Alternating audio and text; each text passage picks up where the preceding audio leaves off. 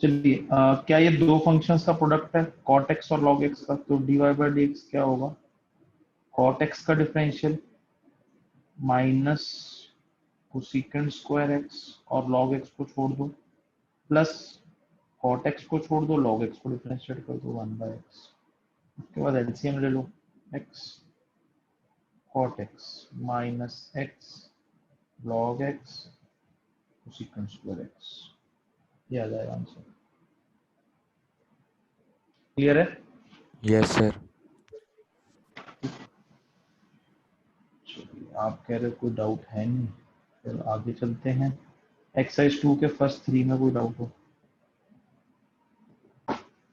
Exercise 2 के first 3 questions में कोई डाउट हो?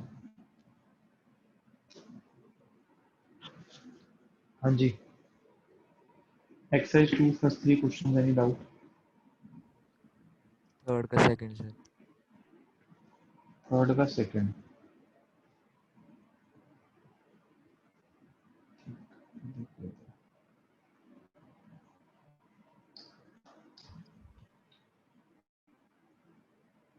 तो इसको करने के बहुत सारे तरीके हैं। तो इसको पहला तरीका तो ये है कि इसको लिख लो a by x square plus b, मतलब a एक्स की पावर माइनस 2 प्लस बी। अब dy बाय डी एक्स कर लो, थोड़ा आसानी से हो जाएगा इसमें। a एक्स की पावर माइनस 2 का क्या होगा ये, प्लस बी का क्या होगा 0, तो क्या आ गया minus 2 a by x. This is first method.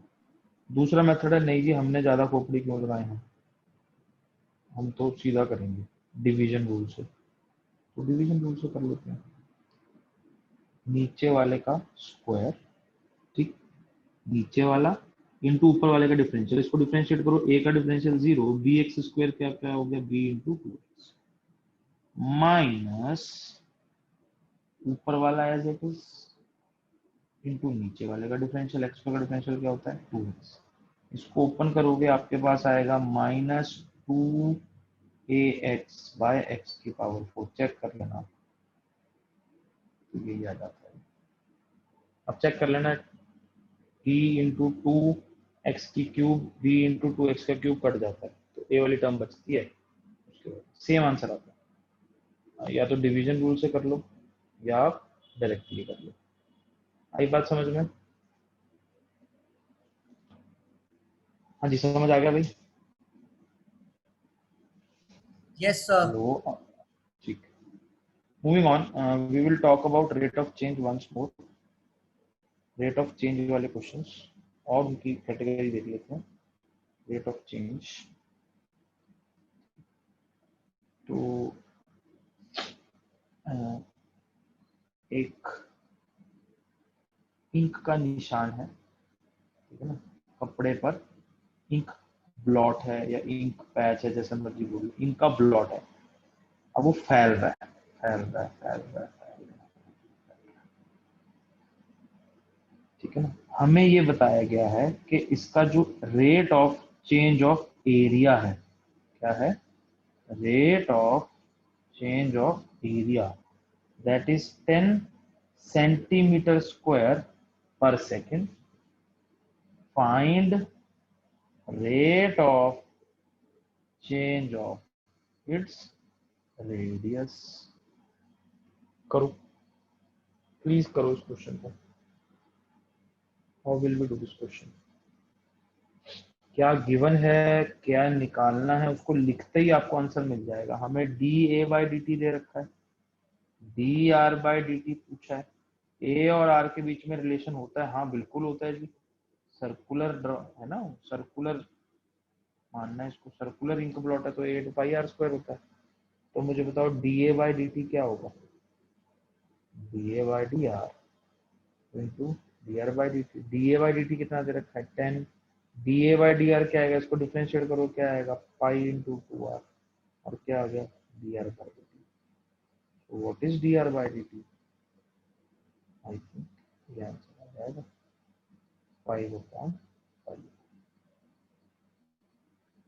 आया समझ में? Yes sir. अरे बोलो, यस सर। ठीक है। So this is what rate of change goes. We change one thing, another thing is changing.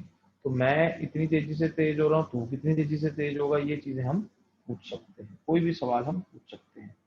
And I would like all of you to do, एक ये वाला क्वेश्चन देता हूँ। वैसे तो अगली बार का होमवर्क भी है, बट अभी कर सकते हैं। तो अगली बार का जो होमवर्क है, it is still question number 15, exercise 1 में क्वेश्चन नंबर 15 तक सारे कर लेना। तो कौन सा क्वेश्चन करेंगे? ये वाला कर लेते हैं, रीड कर लेते हैं क्वेश्चन क्या कहना चाह रहा है।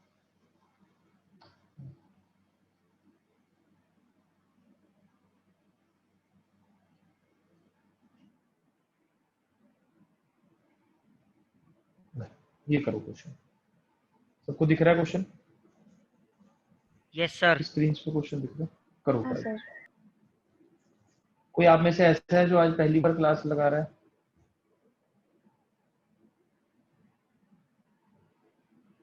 पहली बार आज आया हो? कोई नहीं है, सब पुराने हैं, ठीक है। So the question is water pores out at a rate of Q from a tap. Now what is Q? सबसे पहले Q को अंडरस्टैंड करना होगा। Q होता है रेट ऑफ फ्लो, ठीक है ना। तो रेट ऑफ फ्लो क्या होता है? dV बटा dt, कितने लीटर पानी प्रति सेकंड आ रहा है, याद रखना। रेट ऑफ फ्लो क्या होता है? वॉल्यूम पर यूनिट टाइम, क्योंकि कोई चीज बहती है तो कितना उसके, कितनी वॉल्यूम इसकी बह जाती है। अब देखो ना, जब भी कोई चीज बहती है, लिक्विड बहते हैं, लिक्विड को हम वॉल्यूम से मेजर करते हैं, मास से नहीं करते, वॉल्यूम से करते हैं। इतने लीटर पानी, इतना लीटर दूध, जब खरीदते हैं तो भी ऐसे ही खरीदते हैं।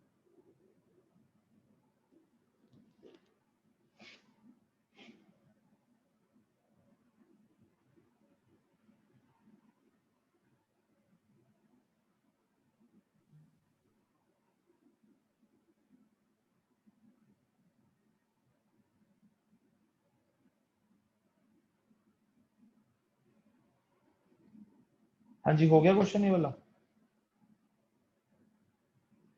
इसमें विजुअलाइज करना पड़ेगा। एक सिलेंडर है, इसमें पानी आ रहा है, किस रेट से आ रहा है? Q रेट से आ रहा है। और ऑब्वियसली जब पानी आएगा तो उसकी हाइट बढ़ेगी। हाँ जी, हमें क्या दे रखा है? dV बटा dt, Q के बराबर। हमें क्या निकालना है? dH बाई dt, नहीं, rate at which height is increases.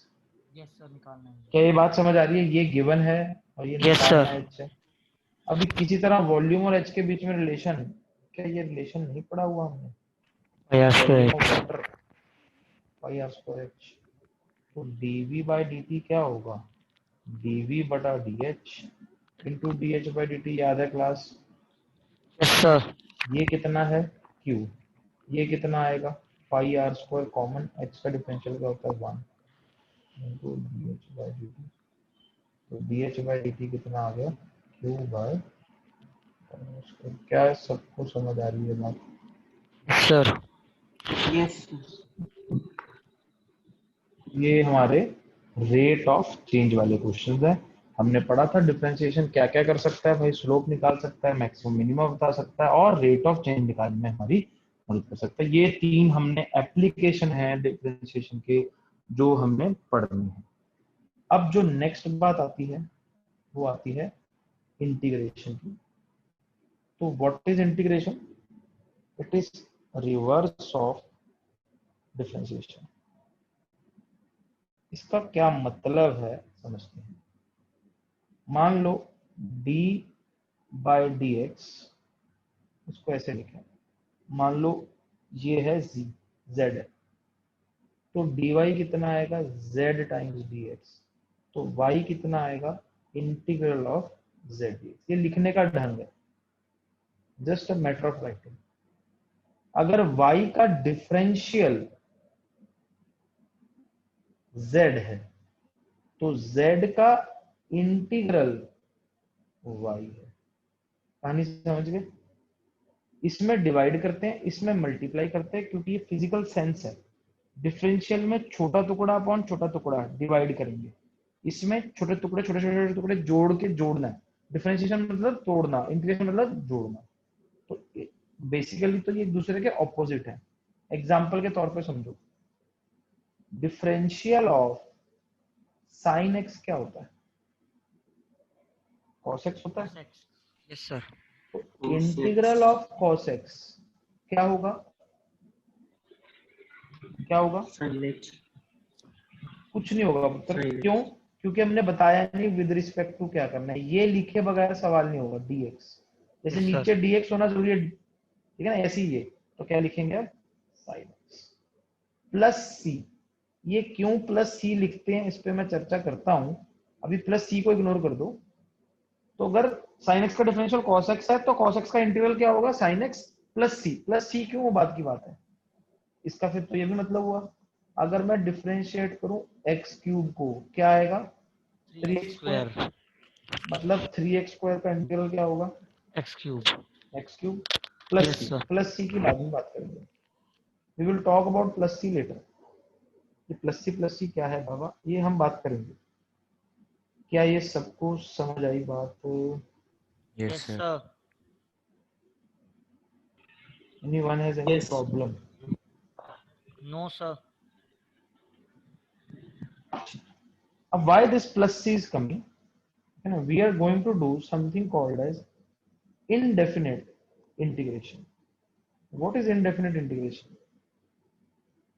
x square को डिफरेंशिएट करो, क्या आएगा?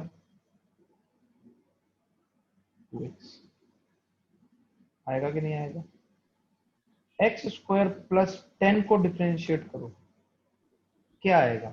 2x. 2x। चलिए x स्क्वायर माइनस 3 को इंटीग्रेट कर डिफरेंशिएट करो, 2x ही आएगा।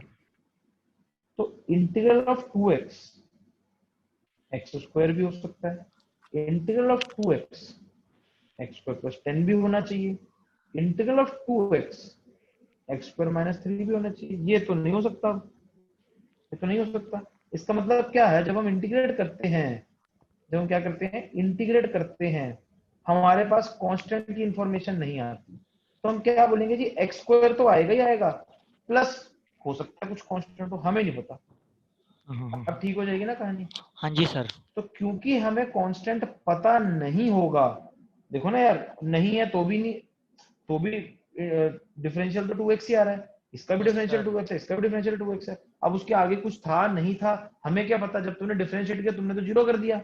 अब जब मैं इंटीग्रेट करा, मुझे क्या पता जीरो लेना है कि नहीं लेना? तो इस चीज को हम बोलते हैं indefinite integration. When we integrate we get a constant, we have to write a constant, कि भैया कुछ ना कुछ कांस्टेंट हो सकता हो, नहीं होगा तो c की वैल्यू जीरो आ जाएगी, होगी तो आ जाएगा वैल्यू। क्या ये बात समझे? Yes, sir. So whenever we integrate we will get a constant. ठीक, इसको हटाने के लिए जुगाड़ लगाएंगे, करेंगे कुछ ना कुछ तो इसका भी। तो इंटीग्रेशन सारे क्वेश्चन नहीं करने, एक मैं रूल बता देता हूँ, गोल्डन रूल है, पूरे 2 साल याद रखना। डिफरेंशिएशन किसी का भी कर सकते हो आप, प्रोवाइडेड वो फंक्शन सही हो, गलत मलत ना हो। इंटीग्रेशन हम सबकी नहीं कर सकते, क्योंकि इंटीग्रेशन का जो डिग्री ऑफ इंटीग्रेशन है, बहुत सारे तरीके हैं, कुछ ऐसे तरीके भी जो हमारे सिलेबस से बाहर है। तो अगर आपसे कोई इंटीग्रेशन का सवाल पूछता है, उसको सीधा पूछना, भाई बता कहां से तूने सवाल कहां से उठाया है। सीधा मैं बता रहा हूँ, खुले आपने करना ही नहीं है सवाल। अगर वो मैथ्स की बुक का सवाल है तो +2 में करना है, फिजिक्स की बुक का सवाल है तो ही 11th में करना है। क्योंकि अगर आप इंटीग्रेशन सर्च करोगे इंटरनेट पे, और सर्च करोगे सैंपल क्वेश्चंस ऑफ इंटीग्रेशन, करोड़ों में, मैं शायद कम बोल रहा हूँ, 10-15 करोड़ क्वेश्चन आ जाएंगे। अब उनको खोल के देखोगे, अरे सर ने ये नहीं कराया, सर ने वो नहीं कराया, ऐसा नहीं है।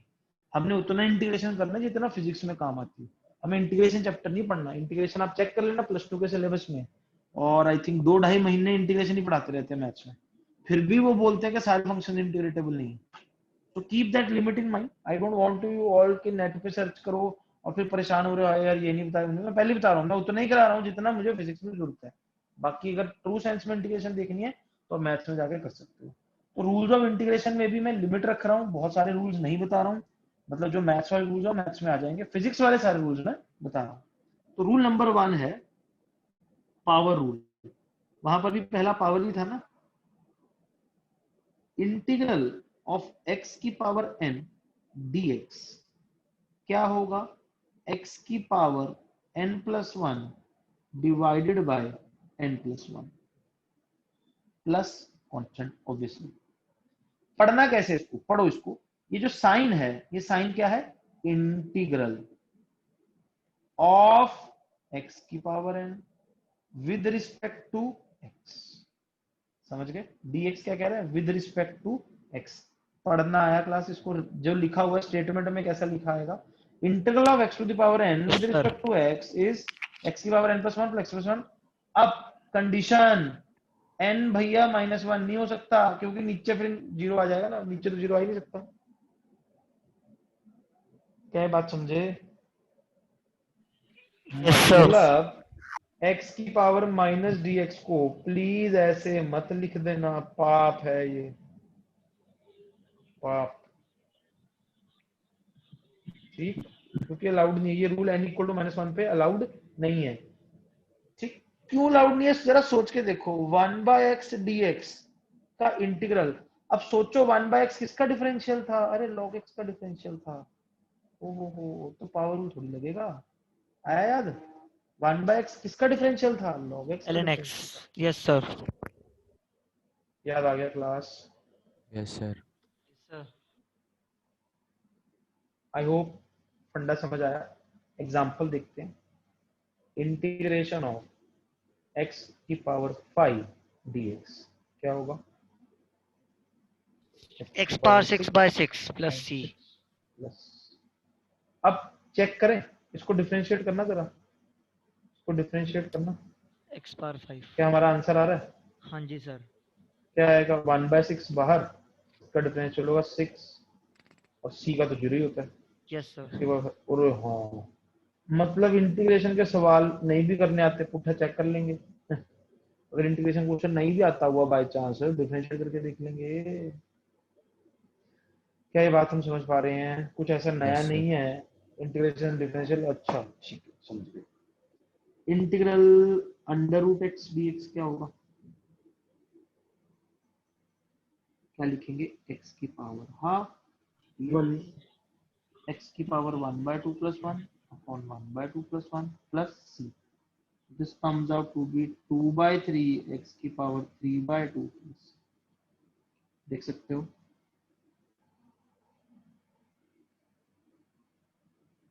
बोलो यार, Yes, sir. Yes, sir. यही है. ये करना।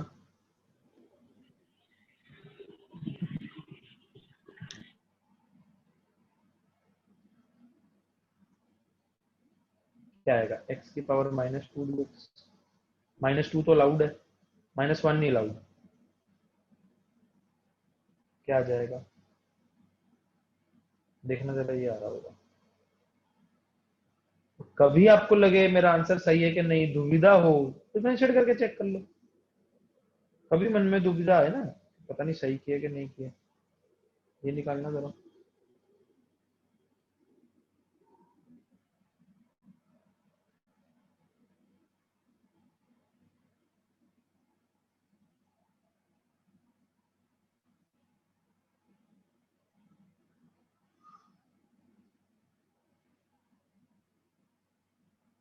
देखना यही आ रहा है, देखना क्लास सबको समझ आ रहा है, यही आ रहा है। इज एवरीबॉडी क्लियर, यही आंसर आ रहा है, देखना।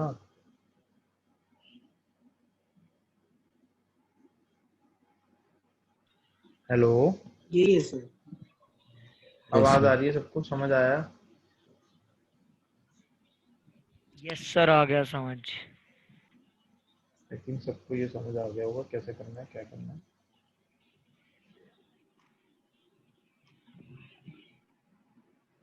ठीक, नेक्स्ट। अब क्या कर दिया हमने, सर हाँ जी सर एक बार बोलो आप बोलो। मेरे को ना कैलकुलेशन ही समझ में आई कि वो 2√x + c कैसे आया। बेटा खुद लिख के देख, आ जाएगी समझ। x की पावर हाफ √x होता है, 2 ऊपर चला गया।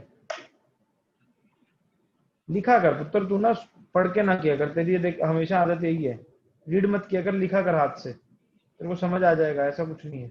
ओके तो ऐसे ही घबरा जाता है, लिखता भी नहीं, लिखेगा तो आ जाएगा। नीचे हाफ हो तो ऊपर चला जाता है ना 2। Yes sir. अच्छा अच्छा इंटीग्रल dx क्या होगा? याद करो x का डिफरेंशियल 1 था, तो 1 का इंटीग्रल क्या होगा? x plus c। तो इसका मतलब अगर dz होगा तो z प्लस, dy होगा तो y प्लस c। जिसके भी रिस्पेक्ट में इंटीग्रेट कर रहे हो वो आ जाएगा बाहर। क्या ये बात समझे? तो इंटीग्रल dx गलती से जीरो मत कर देना। मेरी बात समझ गए? तो कोई कुछ है ही नहीं, जीरो कर दिया, नहीं नहीं नहीं, x है तो x आ जाएगा, y है तो y है, z है तो z आ जाएगा। Is this clear to everyone? Yes, sir. yes sir very very important. ठीक, चलिए पहला रूल हमें आई थिंक पावर रूल बहुत सिंपल है, कुछ उसमें खास था नहीं, हो गया। दूसरा रूल है, अगर एडिशन है दो फंक्शंस की तो क्या करना है भाई? दोनों को अलग अलग लेना, और कुछ नहीं करना। अगर सब्ट्रैक्शन, सब्ट्रैक्ट कर देना। जैसे y, sorry, integration of x square plus x करना है dx, क्या आएगा?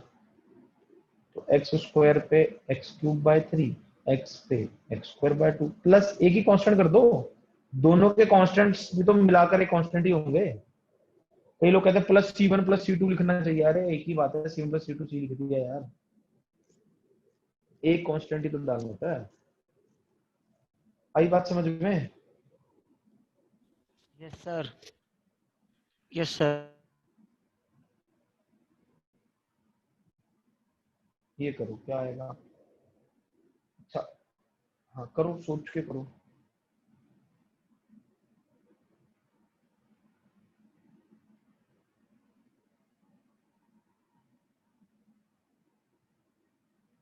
ये आएगा। अब आप, मैंने sin x का रूल नहीं बताया, मैंने बताया नहीं है, बट सोच सकते हो। cos x का डिफरेंशियल तो माइनस sin x होता है, तो yes sin sir x किसका इंटीग्रल, किसका डिफरेंशियल होगा? Minus minus cos cos x का x होगा। लॉजिक से करा है, अभी मैंने रूल नहीं बताया, मुझे भी पता है, सिर्फ चाह रहा था सोच पाओ। आई होप ये समझ आया होगा आपको। एडिशन रूल, दोनों को अलग अलग ऐड करके, या अगर सब्ट्रैक्शन, दोनों को अलग अलग इंटीग्रेट करके सब्ट्रैक्ट कर दो, या दोनों को अलग अलग इंटीग्रेट करके ऐड कर दो। नाउ द क्वेश्चन कम्स, ये तो एडिशन सब्ट्रैक्शन हो गया। उसके बाद आता है general rules. Integral of sine x क्या होगा? Minus cos x plus c. Integral of cos x क्या होगा? Sine x plus c. sin x plus c. ठीक। Integral of secant square x क्या होगा? Tangent x plus c. Integral of cosecant square x क्या होगा? Minus cot x plus c. आपको याद होगा उल्टे रूल कराए हैं मैंने इंटीग्रल में, मैं जो जो आंसर आया था उसको इंटीग्रेट कर रहा हूँ। इसी तरह integral of second x tan x क्या होगा? सेकेंड एक्स प्लस सी। याद आ रहा है? cot x कोसेकेंड x क्या होगा? Minus cosecant x plus c. आपको याद होगा पिछली बार उल्टे आंसर निकाले थे, इन सबको डिफरेंशिएट करना सीखा था। cos का डिफरेंशियल माइनस साइन था, तो इस बार माइनस इधर आ गया। साइन का डिफरेंशियल cos था, टेंजेंट का ये था, cot का माइनस था, सीकेंड का ये था, कोसेकेंड का ये था। याद आ रहे हैं क्लास? yes sir आ रहे हैं इंटीग्रल ऑफ e की पावर x क्या होगा? e की पावर x किसका डिफरेंशियल था? खुद का ही e की पावर डिफरेंशियल था x जी। plus c ठीक है ना? इंटीग्रल ऑफ log x नहीं करना है, हमारे सिलेबस में नहीं है, मैं मतलब फिजिक्स के सिलेबस में नहीं है। तो नया तो रूल को याद करना नहीं है, मतलब कुछ खास है नहीं, रूल इतने से ही है। इसमें मल्टीप्लिकेशन रूल भी नहीं करना है, डिवीजन रूल भी नहीं करना है, चेन रूल भी नहीं करना है। तो रूल के नाम पे तो बस बहुत थोड़ा सा ही है। हाँ, एक जो छोटे छोटे रूल हैं, अगर कोई कांस्टेंट इनटू ए का इंटीग्रल करना है तो कांस्टेंट को बाहर निकाल के ए को इंटीग्रेट कर दो। माने इंटीग्रल ऑफ 3 x की पावर 5 करना है तो 3 को बाहर निकाल दो, x की पावर 5 को इंटीग्रेट कर दो। x की पावर 5 का इंटीग्रल क्या होगा? x की x की power power 6 by 6 6 by 6 plus c तो आएगा ही आएगा, क्योंकि इंटीग्रेशन। तो ये आंसर आ जाएगा। मेथड समझ गए? इंटीग्रल 2x dx करना है तो क्या होगा? 2 बाहर, x sir Square by x. X square plus हो जाएगा, हालांकि तो पता ही था। अच्छा अगर ये आ जाए, ये सोच के करना, तो क्या आएगा, तो एक बार x को इंटीग्रेट करोगे, एक बार 2 को इंटीग्रेट करोगे, यही 2x. लिखोगे ना, Yes, sir. तोड़ेंगे तो इसका क्या आ जाएगा, x square by 2 Plus plus 2 plus बाहर 2x. निकालोगे, अंदर क्या बचेगा, X. dx, 2x. उसका क्या आ जाएगा 2x प्लस, C. आई बात समझ में। Yes, sir. Integral of 5 dx क्या होगा, आई होप अब बताने की जरूरत नहीं है, 5x 5x plus plus c C. होगा, कोई भी नंबर का होगा तो इंटू एक्स प्लस c हो जाएगा। लॉजिक है ना, समझ आ गया ना, 5 बाहर 1 का ये होता है, आया समझ में। Yes, sir.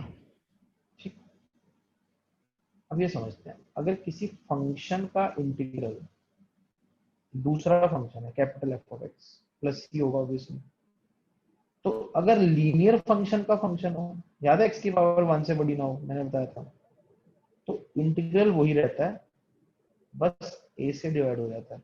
उसमें याद है मल्टीप्लाई होता था, डिफरेंशिएशन में ए बाहर आ जाता था, इसमें ही नीचे चला जाता, जैसे integral of sine x dx होता है माइनस कॉस एक्स, तो integral of sine of 2x plus 5 dx क्या होगा, minus cos 2x plus 5 divide by, आई बात समझ में क्लास, बोलो यार, ये Yes, sir. Yes, linear sir. Function ही होना चाहिए। लीनियर फंक्शन मतलब x की 1 के सिवाय कोई और पावर नहीं होनी चाहिए, I hope you remember that. ठीक, जैसे इंटीग्रल ऑफ e की पावर मान लो दे रखा है 4 माइनस एक्स, तो क्या आएगा, लीनियर फंक्शन है पहली बात तो, हाँ जी, x के साथ क्या मल्टीप्लाइड है, माइनस, तो ये आंसर आ जाएगा, आए समझ में।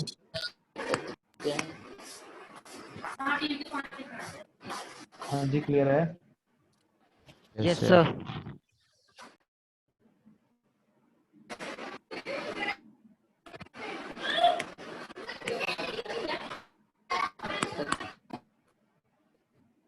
बेटा किसी के ना म्यूट नहीं है माइक, प्लीज माइक म्यूट कर लो।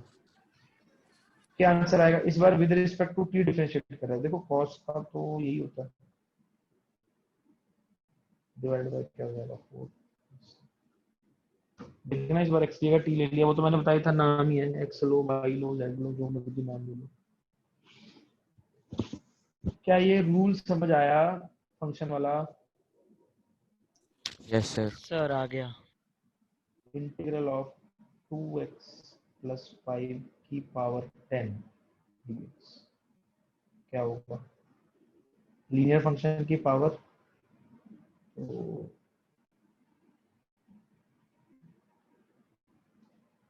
आई थिंक आप समझ आ रहा होगा,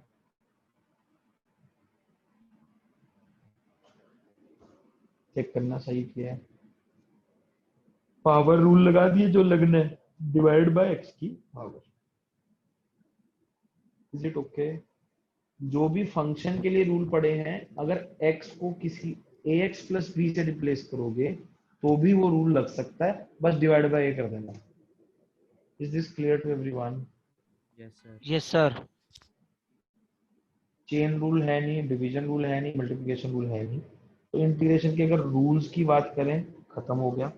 अभी हमें ना ये चिढ़ है इस चीज से, सी से, ये जो सी फंस रहा है, ये तो इनडेफिनेट है, सी क्या हो सकता है, करोड़ हो सकता है, 1000 हो सकता है, 10 हो सकता है, 0 हो सकता है, ऐसे नेचर में थोड़ी चलेगा। आपको मैंने बोला कोई चीज इंटीग्रेट करके निकालो, तुमसे पूछा गया वहां पर कितनी बॉल्स थी, सर एक भी हो सकती है, 10 भी हो सकती है, 1000 भी हो सकती है, करोड़ भी हो सकती है, ऐसा फिजिक्स में नहीं चलेगा ना। मैथ्स में पॉसिबिलिटीज ओपन रहे ठीक है, बट अगर रियल लाइफ वर्ल्ड की बात करें तो ऐसा थोड़ी हो सकता है, बॉल की वेलोसिटी कितनी है सर, 2 भी हो सकती है, 3 भी हो सकती है, 4 भी हो सकती है, 5 भी हो सकती है, ऐसे बोलोगे तो मास्टर चपेट ही मारेगा खींच के, क्या बेवकूफियां कर रहा है। तो रियल लाइफ में हमें डेफिनेट चाहिए, तो next we will do definite integration. कौन सा इंटीग्रेशन करेंगे, डेफिनेट Definite इंटीग्रेशन, integration. या जिसे कहा जाता है integration with limits, integration with limits. अब रूल में लिखता हूं, समझने पर समझते हैं। ये कहता है कि अगर इंटीग्रल ऑफ छोटा एफ बड़ा एफ प्लस सी था, तो इसी में हम लिमिट्स लगा देंगे, छोटी लिमिट तो बड़ी लिमिट, तो वो क्या आ जाएगा, ये जो नीचे वाली चीज है इसको बोलते हैं डेफिनेट इंटीग्रल। अभी मैं समझाता हूं, उसको बोलते हैं लोअर लिमिट, ठीक है ना, इसको बोलते हैं अपर लिमिट। क्या अपर लिमिट की वैल्यू लोअर लिमिट से छोटी होनी चाहिए, बड़ी होनी चाहिए? नहीं नहीं नहीं, जो नीचे लिखा गया लोअर है, ऊपर लिखा गया अपर है। बड़ा छोटे का कोई हिसाब नहीं, अपर लोअर का सिर्फ ऊपर नीचे लिखने का हिसाब है। क्या मतलब है इसका, क्या बीमारी खाना है? Integral of x square D x 0 से 3 क्या आएगा? पहले 0 और 3 को मत पढ़ो। एक्स स्क्वायर का इंटीग्रल क्या होता है? ये होता है।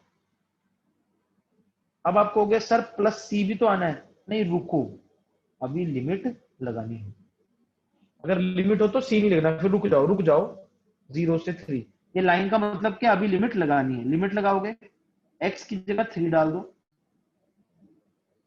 एक्स की जगह एक बार 0 डाल दो और माइनस कर दो, तो 9 आ जाएगा आंसर। क्या ये बात समझे? इसमें कोई भी ऐसी चीज नहीं है जो हमें पता नहीं है। प्लस कुछ हो सकता है, प्लस ये हो सकता है, नहीं कुछ नहीं जी, 9 एग्जैक्ट 9 है। इसका आंसर क्या है? एग्जैक्ट है। प्लस कुछ हो सकता है, नहीं नहीं, नहीं कोई गुंजाइश नहीं है। 9 मीन्स 9.9 है।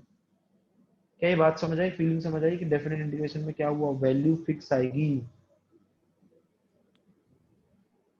और करते हैं,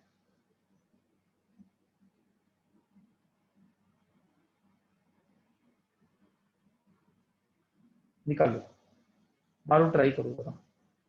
पहले क्या करोगे फिर क्या करोगे, पूरा लिखना, लिखने का ढंग मत खराब करना। उसको लिखोगे आप एक्स की power minus half D x, class लिखोगे कि नहीं लिखोगे? हाँ जी। Yes sir. अब इसका इंटीग्रल क्या आएगा? Yes, एक्स की sir. Power minus half plus 1 upon minus half plus 1 plus C आना चाहिए। नहीं रुको, अभी लिमिट लगनी है। तो ये आ जाता है 2 रूट एक्स, एक बार 25 डाल दो, एक बार 4 डाल दो, माइनस कर दो। अपर लिमिट की वैल्यू माइनस लोअर लिमिट की वैल्यू, तो ये आ जाएगा 10, वो आ जाएगा 4। 6। कोई गुंजाइश नहीं है कि 6 प्लस कुछ और हो सकता है, नहीं नहीं नहीं, 6.6। और कहते हैं integral of sine X D X from 0 to pi. Pi आपको पता होगा ना, 180 होता है, निकालना जरा।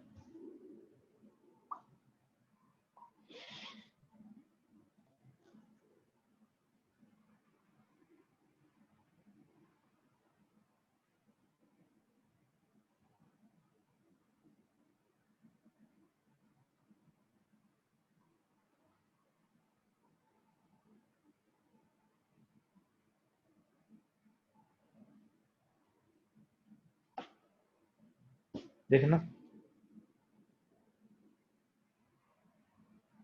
क्लास 2 आ रहा है आंसर। देखो मैंने क्या किया, माइनस कॉस एक्स आया इंटीग्रल, तो minus cos pi minus cos 0 लिखा, बीच में माइनस डाल दिया, तो ये माइनस और माइनस प्लस हो गया। इसके भी 2 माइनस थे, तो 1 + 1 2 आ गया। Is this clear to everyone? Integration with limits समझ आ गया सबको? Yes Yes, sir. sir. Yes sir. अच्छा, ये करना जरा,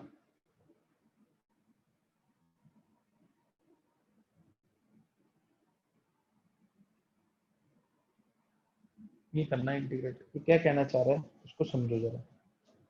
पहले आपने इंटीग्रेट करना है, तो इंटीग्रेट करते ही क्या आएगा, ये आएगा 3 का 3x आ जाता ना, याद है ना? अब क्या, अपर लिमिट में x की जगह x ही छोड़ देना, कोई नंबर नहीं दे रखा। माइनस लोअर लिमिट में क्या डाल देना, तो आ जाएगा x³/3 + 3x -8/3। Is this clear? आप चाहो तो इसको और सही कर लेना और कर लेना। So +6 नहीं आएगा? नहीं, सोच ब्रैकेट के अंदर था ना।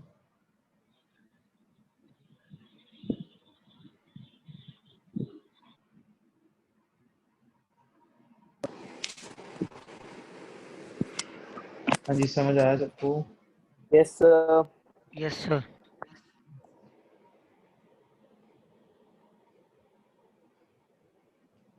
Anyone has any problem? No sir.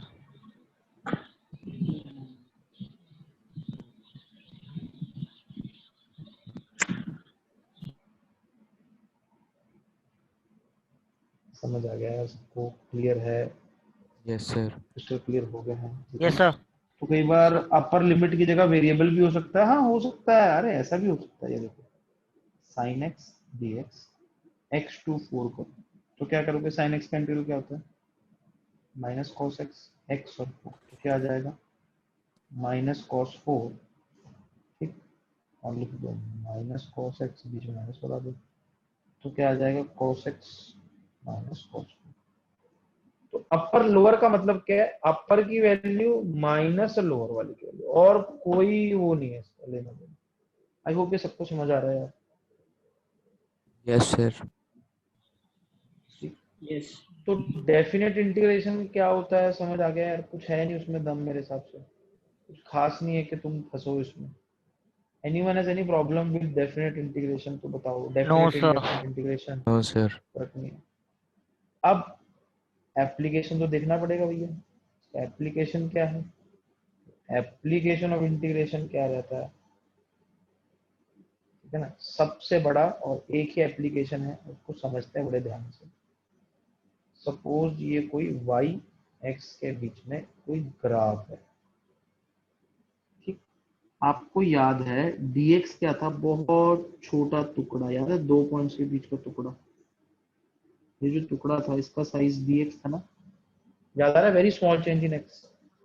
Yes sir. बोलो, यस सर। अगर इस पॉइंट के कोऑर्डिनेट्स y, x हैं तो ये लेंथ y होगी। तो ये जो पट्टी बनी है, छोटी सी पट्टी, ब्लू कलर की पट्टी आपको दिख रही होगी स्क्रीन पे, इस पट्टी का जो एरिया है, एरिया ऑफ टाइनी स्ट्रिप, क्या ये y टाइम्स dx नहीं आएगा? हाँ जी सर। बोलो, अगर मैं ऐसी सारी पट्टियों का एरिया जोड़ दूं तो total area under the graph आ जाएगा। और वो क्या होगा? Integral of y yes. with respect to x. So what is the application of integration? It helps us to find the area under any curve. But the problem is, अगर ये curve है और मैं बोलूं एरिया निकालो, तो कहां से कहां तक का एरिया? एरिया क्या होगा? इनडेफिनेट होगा। क्या होगा जी? इनडेफिनेट होगा। बट अगर इसी में मुझे बोल दिया जाए यार ए और बी के बीच में एरिया निकालो, x इक्वल टू ए और x इक्वल टू बी के बीच का एरिया निकालो, तो आई थिंक डेफिनेट आ जाएगा। फिजिकल फील समझ आई? फिक्स्ड एरिया आएगा। This will be integral y dx। पता नहीं क्या आएगा? Integral y dx from A to B. हाँ, ये वाला एरिया आएगा। क्या ये बात समझ पा रहे हो? तो Yes, फिजिक्स sir. में तो इनडेफिनेट इंटीग्रेशन का आप देखोगे कोई यूज ही नहीं है, डेफिनेट इंटीग्रेशन ही होगी। लिमिट्स गिवन होनी चाहिए, नहीं तो कोई फायदा नहीं है। अगर लिमिट्स नहीं दे रहे तो कोई फायदा नहीं है इंटीग्रेशन का। क्या ये बात सब लोग समझ पा रहे हैं? Yes, yes sir. Sir. Yes sir. ठीक। तो मैं आपको क्वेश्चन तो आपके पास बहुत सारे आपको मिल जाएंगे। तो ऐसा करते हैं ना, अब होमवर्क थोड़ा सा बढ़ा लेते हैं। कल के लिए होमवर्क ज्यादा दे दूं, कर लोगे? अभी संडे आराम करके तो आई ही हो। कर लेंगे यस। सर। हाँ जी। Exercise 1 complete. Exercise 1 complete. So next homework मैंने पहले कुछ लिखा था क्या? लिखा था क्या कहीं पर?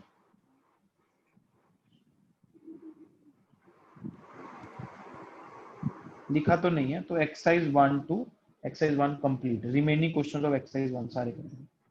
सो एक्सरसाइज 1 कंप्लीट है। नेक्स्ट होमवर्क बार बार कह रहा हूं मैं, कंप्लीट। ठीक है ना? तो ये चैप्टर खत्म हो गया, मतलब आप ये समझो। एक्सरसाइज 2 फिर हम आराम से डिस्कस कर लेंगे। खत्म हो गया ये चैप्टर। मैं आपको बताऊं, कुछ उसमें सोचने विचारने वाले उन्होंने मैथमेटिकल क्वेश्चंस कुछ कुछ दे रखे हैं, वो हम डिस्कस कर लेंगे, उसकी आपने चिंता नहीं करनी है, ठीक है ना। एक दो क्वेश्चन मैंने आपको पहले बोला था मैं छुड़वा दूंगा, वो मैं बता रहा हूँ कौन कौन से छोड़ने हैं, ठीक है ना। अभी क्लास नहीं खत्म हुई, अभी क्लास में और कुछ करना है, छोटी छोटी चीजें और करनी है अभी। ये पहले से कार्टून टूले बजे हुए हैं, ठीक है। कौन कौन से क्वेश्चंस हमें छोड़ने हैं, एक्सरसाइज 2 में है क्वेश्चन नंबर 26, ये नहीं करना, ये मैथ्स वाले सर करा देंगे, तो वहां इसको हम यूज कर लेंगे, ठीक। 29 भी नहीं करना है, क्वेश्चन नंबर 29, 26 छोड़ देना है, एंड सिमिलरली 17, ठीक, 16 भी छोड़ देना, बाकी हम सारे करेंगे, क्लियर है। बस इतना से, यही 2-3 क्वेश्चन है जो आपको छोड़ने हैं। Anyone has any problem? No, sir. No sir. Next आती है अप्रोक्सीमेशन। अप्रोक्सीमेशन हम क्यों करते हैं, जब एग्जैक्ट कैलकुलेशन, जैसे पाई है, हम लिख देते हैं ना पाई को 22/7, जबकि ये गलत है, पाई तो इररेशनल नंबर है और ये रैशनल नंबर है, हम इररेशनल को रैशनल के बराबर कर ही नहीं सकते, बट हम ले लेते हैं, हम बोलते हैं ले लो क्या जा रहा है, और कई बार तो हम 3 ही ले लेते हैं, चलो मोटा मोटा कर लेते हैं। वैसे मैं बताऊं, पाई स्क्वायर को अप्रोक्सीमेटली 10 ले सकते हैं, चलता है नहीं, आपको पता है टाइप जो 10 का अंडर रूट है वो 3.1 कुछ आता है, तो चल जाता है हमारा काम। अप्रोक्सीमेशन हम इसलिए करते हैं ताकि कैलकुलेशन रियल वर्ल्ड का काम थोड़ा सा आसान हो जाए। तो अप्रोक्सीमेशंस में हमें 2 अप्रोक्सीमेशन समझनी है, उसको समझने के लिए पहले हमें एंगल इन रेडियंस समझना होगा। What is angle in radiance? आपको मैंने बताया था ना, पाई रेडियंस 180 डिग्री के बराबर होता है, याद है? ये डिफाइन कैसे किया जाता है एंगल? Yes sir. ये एंगल थीटा है, ये रेडियस आर है। तो अगर रेडियंस में एंगल डिफाइन करना है, तो ये जो लाल वाली लाइन है जिसको हम बोलेंगे आर्क, तो थीटा रेडियंस में किसके बराबर होगा? आर्क की length divided by radius. Theta in radiance क्या होगा? Arc subtended arc length upon radius की लेंथ। अब यहीं से पता चल जाता है पूरे सर्कल का एंगल कितना होगा। पूरे सर्कल का एंगल कितना होगा? पूरे सर्कल की लेंथ कितनी होती है? 2 pi R yes sir, 2 pi upon R. R. कितना आ गया? 2 पाई। रेडियंस में आया, बट हमें पता है it is also equivalent to 360 degree. तो 2 पाई किसके बराबर है? 360 डिग्री में। पाई किसके बराबर है? 180 डिग्री। क्या बात समझ आएगी? Yes sir. बट सर ये मैथ्स में भी आएगा ना, भी यस ट्रिग्नोमेट्रिक सर। में? हाँ हाँ, मैथ्स में आने वाला है, मैं सिर्फ अप्रोक्सीमेशन सिखाने के लिए डेफिनेशन बता रहा हूँ, ये मैथ्स में ही है सारा।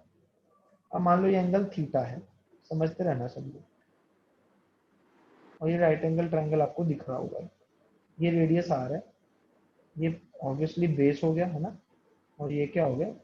परपेंडिकुलर। दिख रहा है सबको? यस और सर। ये लाल वाली लेंथ है आर्क की लेंथ। किसकी लेंथ है ये? आर्क की लेंथ।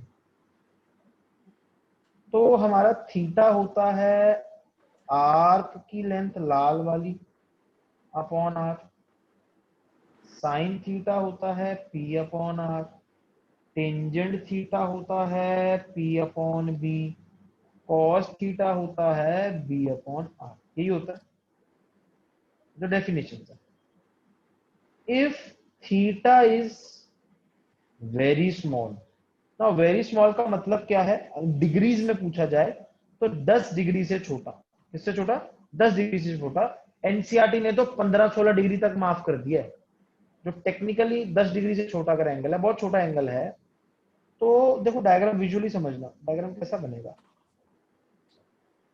बहुत छोटा एंगल है, ये डायग्राम बनेगा, बोलो। यहां से सर। ये परपेंडिकुलर बनेगा, ये क्या है? परपेंडिकुलर। ये पी होगा और हाँ जी ये सर। लाल वाली आर्क लेंथ होगी, ठीक है ना। ये बी होगा और ये आर होगा।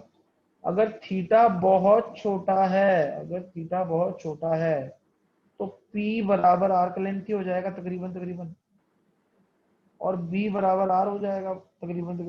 बोलो यार, तो थीटा आ जाएगा P बटा R, साइन थीटा आ जाएगा P बटा R, टेंजेंट थीटा आ जाएगा P बटा R, कॉस थीटा आ जाएगा 1 अप्रोक्सीमेटली। ये जो मैं टेढ़े वाले वेव्स सर वाले सिग्नल बना टेंजेंट रहा हूँ, P बाय B नहीं आया ना, B बाय B आएगा ना, आपने P बाय R अब लिखा तो है। B और R तो बराबर ही हो गए, अच्छा B और R तो बराबर ही हो गया ना। तो तो क्या मैं ऐसा बोल सकता हूँ sine theta approximately theta tangent theta भी थीटा के बराबर है? हाँ, बट थीटा किस में होना चाहिए? इसमें होना चाहिए। अभी आपके सामने करूंगा मैं। साइन 4 डिग्री की वैल्यू बताओ। 4 डिग्री छोटा एंगल है, तो it will be 4 degree converted to radians. तो कितना आएगा? 4 इंटू पाई बटा 180, कितना आ गया? Pi by 45। अब मैं आपको कैलकुलेटर से वैल्यू बताता हूँ साइन 4 डिग्री की और इसकी। आप देखोगे कि इतना कोई फर्क हमें पड़ नहीं रहा है। तो साइन 4 की डिग्री की जो वैल्यू आती है, कैलकुलेटर कहता है वो आती है 0.069755 ठीक। ओहो, और अगर हम अच्छा जूम हुआ ना तभी इतना बड़ा निकला। पाई बाय 45 की वैल्यू चेक करें, तो मैं आपको कैलकुलेटर से एग्जैक्ट वैल्यूज बता रहा हूँ, आपको अगर शक हो दोबारा आप चेक कर लेना। ये आता है 0.06981,317। कितने डिजिट सेम है देखो यहाँ है। अगर यहाँ पे अप्रोक्सीमेशन भी लोगे तो भी 0.0698 लिखोगे, इसको भी 0.0698 लिखोगे, तो हमारे लिए तो बराबर ही है ना अप्रोक्सीमेटली। समझ पा रहे हो क्लास? Yes sir.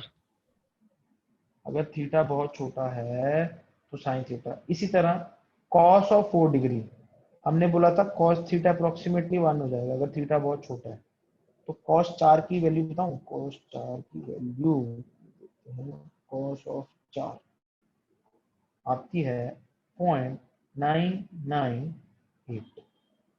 अब मुझे बताओ क्या अप्रोक्सीमेटली 1 लेना ले लें? अब तुम मल्टीप्लाई करोगे सर इसको मान मान के कर दोगे यार। Yes sir. You getting my point? Yes, approximation sir, वाला फंडा 1 समझ degree. आया? Yes sir. तो दिस इज कॉल्ड, इस ये याद रख, अप्रोक्सीमेशन का नाम है। ये वैल्यूज हाँ, लर्न रखनी है नहीं हमें। नहीं नहीं नहीं नहीं नहीं नहीं, ये तो वैसे समझा रहा हूँ। इसको बोलते हैं स्मॉल एंगल अप्रोक्सीमेशन। कौन सी angle approximation? Small angle approximation. whenever the angle is small, the sin theta and tangent theta are equal to theta in radians. The next approximation is called binomial approximation. क्या बोलते हैं? Binomial approximation. वो क्या कहता है? अगर 1 plus X whole की power n है, it is approximately equal to 1 plus N X अगर x 1 से काफी छोटा है। ठीक, ये याद करना है आपको ये अप्रोक्सीमेशन।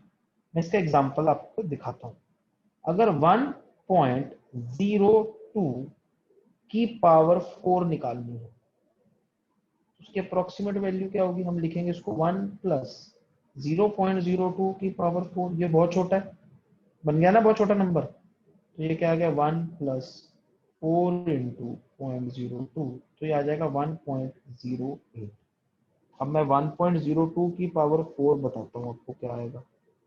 1.02 की पावर 4 जो एग्जैक्ट वैल्यू है, एग्जैक्ट वैल्यू याद नहीं करनी है, मैं कैलकुलेटर से करके बता रहा हूँ। 1.08 और इसमें यार है क्या बहुत ज्यादा फर्क पड़ रहा है?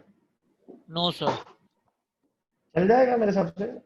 2 यस डिजिट तक सर। तो ठीक ही है यार, 2 डेसिमल प्लेस तक तो चल ही जाएगा कि नहीं चल जाएगा? यस सर, इतना तो वर्क है। इतना तो चलता है मेरे हिसाब से यार।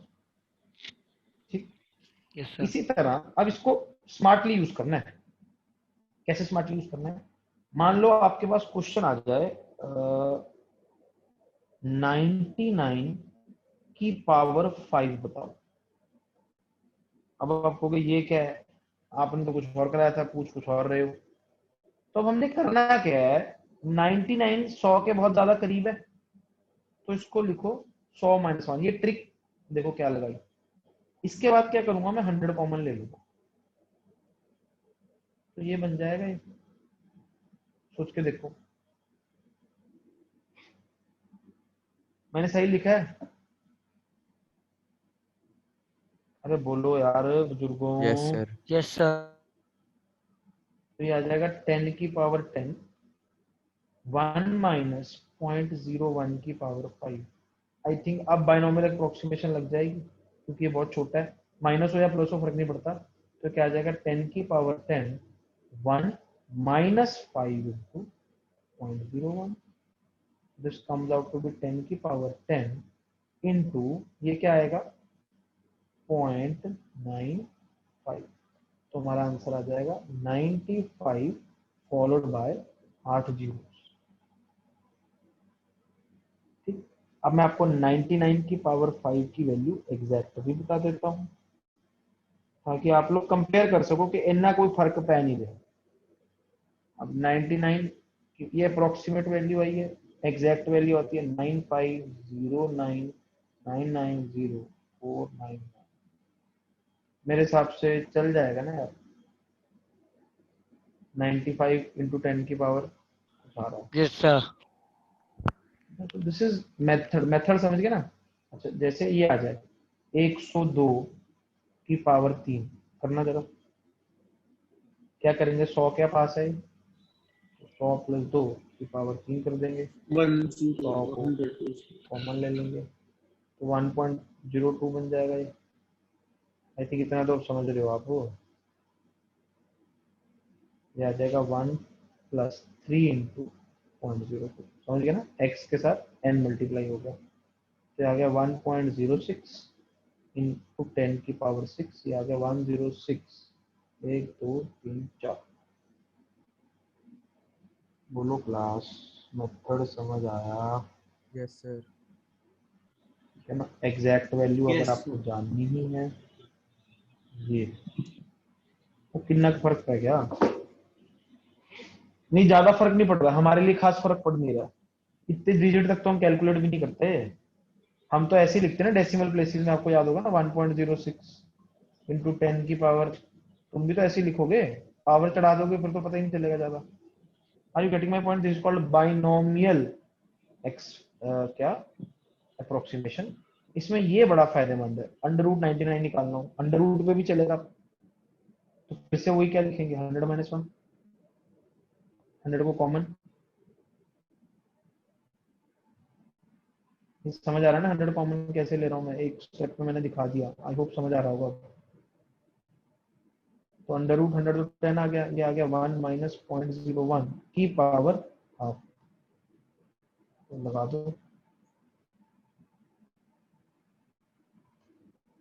क्या आएगा प्लस माइनस 0.005, तो ये आ जाएगा 10 इंटू 0.9995, so we'll get 9.95। और आप जरा करना अंडर रूट 99 कितना आता है, कैलकुलेटर पे चेक करोगे, ये आता है 9.949। 9.95 भी हो गया यार, समझ गए? Yes sir. ठीक, तो आज की कक्षा हम यही समाप्त करते हैं। Mathematical sir. टूल्स हुआ हमारा खत्म। ठीक है, एक्सरसाइज 1 पूरी करना। एक्सरसाइज 2 के जो क्वेश्चन कैंसिल हुए हैं कल मैं फिर से बता दूंगा। कल से हम स्टार्ट करेंगे मोशन इन 1D। ठीक है, थैंक यू सर। चलिए, have a nice day all of you, take care. मैं रिकॉर्डिंग थोड़ी देर में डाल दूंगा। आई थिंक आप में से कोई एक दो लेट भी आए थे, तो रिकॉर्डिंग चेक कर लेना। चलिए, have a nice day all of you, take care, see you tomorrow.